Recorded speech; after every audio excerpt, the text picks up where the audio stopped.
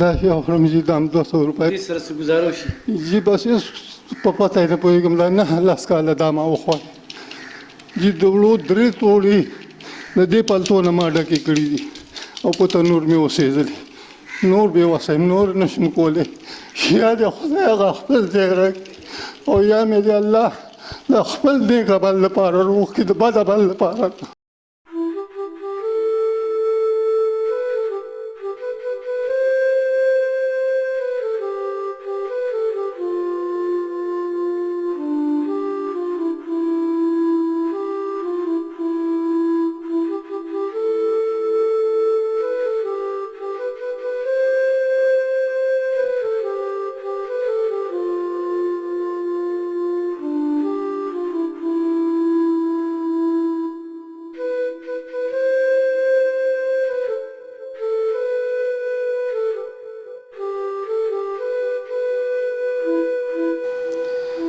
بسم الله الرحمن الرحیم. ګرانو کتونکو لبخان شیرپا ستاسو په خدمت کې حاضر دی. کتونکو دا مخال زموږ سره یو بابا موجود دی. دا بابا د میچنې قلعه شابک شب قدر اوسیدونکي دی.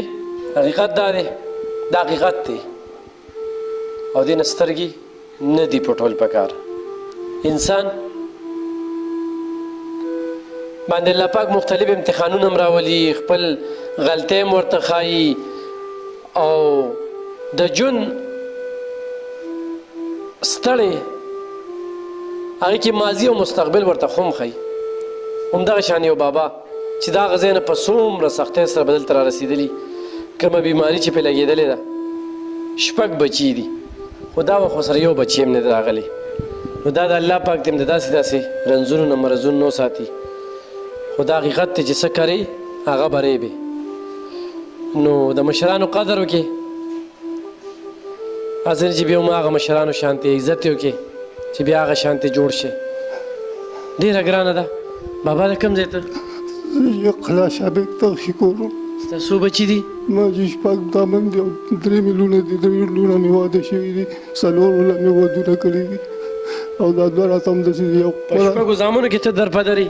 جی یو قرآن حافظ دی، هغه جی ډېر بې وسه دی او جی یو ماشوم دی هغه پردی مزدورۍ نن 14مه ورځ ده چې تللی دی پېښور کې او ښې کور جوړی هغه سړي مزدوري کوي. دا بیماري د کوم وخت نه پته لګي؟ دا جی تقریبا زما نه هم 10 کال دی. علاج یې ممکن دی؟ چې علاج بس ما چې څه وس هغه مې وکړو، بس خپل ګور غپات مې بایله نور هېڅ دا ګولۍ راسره دي دا خورم او یو ځای راته خلاصې شوي د هغې مې وس نشته چې مې هغې څه اوس مې تپوس وکړو. مخکې به یې په 150 روپۍ پلته راکوله او نن یې راته په 400 کې 180 روپۍ پلته وویل. 30 روپۍ ګرانه شوي. جی دا شی اخورم جی دا هم 200 روپۍ. دې سره څه ګزاره وشي؟ جی بس هېڅ په پته یې نه پوهېږم دا 9 کاله دا ما وخوړ جی د وړو 3 توړې د دې پلتو نه ما ډکې کړي دي او په تنور مې اوسېدلي نور بې وسه یم نور نه شم کولی. یا دې خدای هغه خپل ځای راکړي او یا مې دې الله د خپل نیک عمل لپاره روغ کړي د بد عمل لپاره. په 6 زامنو کې لکه دا ستا علاج دا نن د ګولو وس نه کېږي؟ جی بالکل. یو سړی کار روزګار کوي بس او جی ټوله ورځ داسې کور کې کټ کې ناسته؟ جی بالکل په ملاس همدغه شی یم، په ناست همدغه شی یم چې کټ کې کښېنم اکثر لاسې شاته لوېږم او کېناستم په هم نه شم.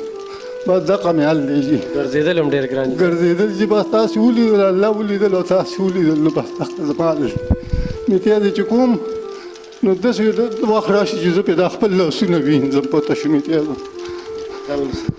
الله دې بچا کا، الله دې د دې وس په دنیا په آخرت درکړي. او بیا به سره رابطه کومه ښه؟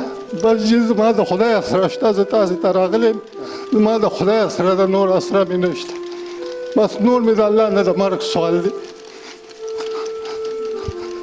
کتونکو نور مې د الله نه د مرګ سوال دی ځکه چې په داسې رنځ کې بیا 180 روپۍ وس نه لري چې په هغې باندې ځان له پلته والي او هغه پلته اوس په 150 پې اخېسته چې 3 بورې یې ترېنه ډکې کړي دي، دا دونه ده خوړلي دي او اوس چې کوم دی دا په 180 شوه یعنې 10 روپۍ ګرانه شوه داسې ډېر څیزونه ګران شو اوس د غریب سړي نه دا تپوس ته ده نه که مړو نه نه ماړه وی وي دا دي او دا دي ورځاني ده خو دا ده نه تپوس وکړه چې دې نشي اخیستې ده که څومره مزل وکړو څومره په ګران دلته ورسېدې که جی بالکل زه د دې سړک کې چې کوشش بنوم په 3 دمې دلته راغلم یو 15 منټه مې دې ورته ډانه شوی وم چې ما دې لږ دمه شم چې زور مې ورکړ ورله ور راته کولاو شو د کړکۍ او چې راننوتم دلته دا بچي ناست وو دوی راله دغه ته به تسلي راکړه او پکې ته یې سملولم یو شېبه ارام مې وکړ خو بس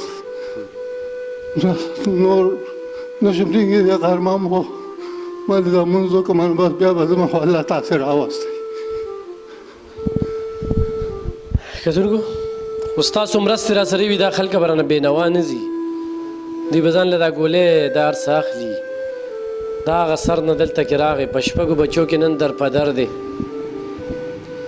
یو سړی وي 15 شپږ بچي وي ساتي یو پلار لس بچي ساتي همدې پلار به ولې ډېرې سختې تېرې کړي که نه جی بالکل مزدورۍ دې کړي جی زړه مې چاودی دی د کراچۍ او د په سرحد کې ما ناسې زیان یا پاتې د ما دا سر چې دی نو که ما تاسې ته خپل زور شناختي کارت وښود تاسې به ووایئ چې یاره واقعي ده افسوس زما دا سر چې دی نو دا ټاټکوکې داسې کړی دی زه به نور څه ویم بس زما سره پلار مربې نشته دا بچي چې ما له الله راکړل نو هغه ساتله بس کور پردی دی جی کور پردی دی جی ما تاسې هر قسم ته دغه کولی شئ تپوس پوښتنه کولی شئ کور مې پردی دی د اوبو کویه پکې نشته دی د بل د کور اوبه راوړم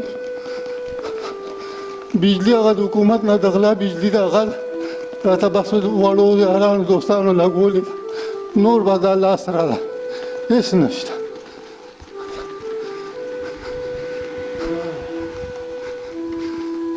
د غلا د بیلې نه خو ځان وساته ښه جی بس یا دونه سختې تېرې دا هم تېرې کړه جی ما دا قسم په دې دی چې ما دا د هغې په اوبو به یې مونځ نه دی کړی لاس لوټه باندې زما کویر کې کوی دی هغې باندې لاس کاروبار کوم بس واړه مې پرې مړه کړلو هر څه لوښی لرګی په هغې انځلی شي یو پلار لس بچي ساتي ستا دې وخت کې لس بچي دي وایه چې نه ښه خو یو زوی چې کوم دی بیا یو پلار دا 180 روپۍ پلته ول نشي اخیستی جی بالکل دا تاسې یقین وساتئ نشي اخیستی او جی کتونکو کومه خبره چې کو دا ژوندی مثال دی ښه او جی چې یو مور یو پلار لس بچي ساتي خو یو زوی بیا یو لس بچي چې کوم دی بیا یو پلار نشي ساتلی دا ژوندی مثال دی مرسیال هم شي کتونکو داسې ډېرې قصې دي موږ یې ډېر د جوختو نصیحت کړو دی یو په کم حالات کې به اوس هغه ځای ته رسي الله دې درته اسانه کړي او الله دې د باندې رحم وکړي کتونکو ضرور شعر کې مخکې کې یو سبق اندوز والد صاحب قصه ستاسو د وړاندې خوم ده